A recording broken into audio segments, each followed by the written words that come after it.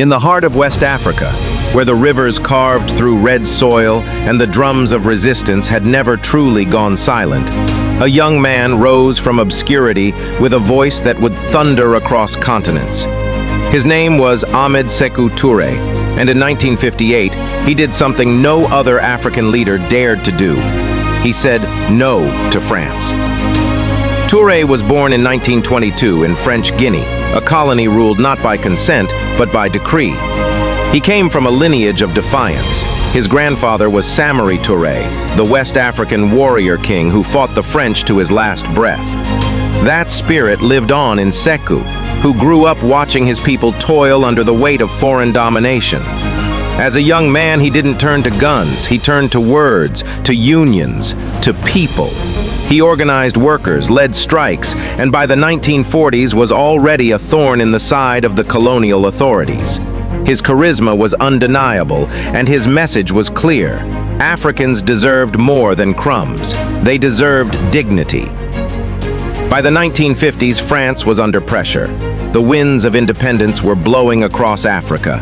Charles de Gaulle, France's towering leader, offered a compromise, a referendum in 1958. Colonies could choose to remain part of a new French community, a kind of softer colonialism. Or they could choose full independence and risk complete abandonment. Every colony, every single one, chose to stay with France. Except one, Guinea. Led by Touré, Guinea voted no, a clean break, total independence. The shock in Paris was immediate. The French government was humiliated. In retaliation, they unleashed what can only be described as a scorched earth exit. French administrators destroyed documents, ripped out telephone lines, pulled funding, and abandoned hospitals. They took typewriters, light bulbs, even beds from hospitals. Guinea was left with no currency, no trained administrators, no external support. Touré stood before his people and declared, "We prefer poverty in freedom to riches in slavery." And he meant it. Guinea's independence became a global symbol, a spark that lit fires of liberation across the continent.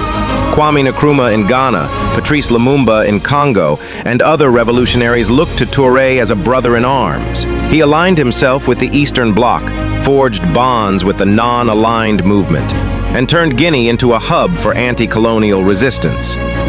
But independence is not perfection. Touré remained in power for 26 years.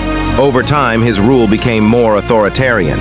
Dissent was crushed, opposition silenced. His dream of national unity hardened into a one-party state.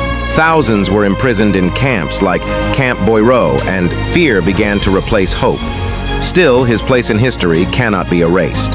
He was the first African leader to break the colonial chain, not with negotiation, but with defiance. He stood against an empire and demanded respect for his people. He carved a path, not just for Guinea, but for all of Africa. Sékou Touré died in 1984, but his words live on. Africa's struggle is not only to free its land, but to free its mind. He was a revolutionary, a builder, a symbol, and a warning. His story is a mirror, reflecting both the beauty and the burden of power. And long after his voice fell silent, the echo of that one bold word, no, still rings through the halls of history.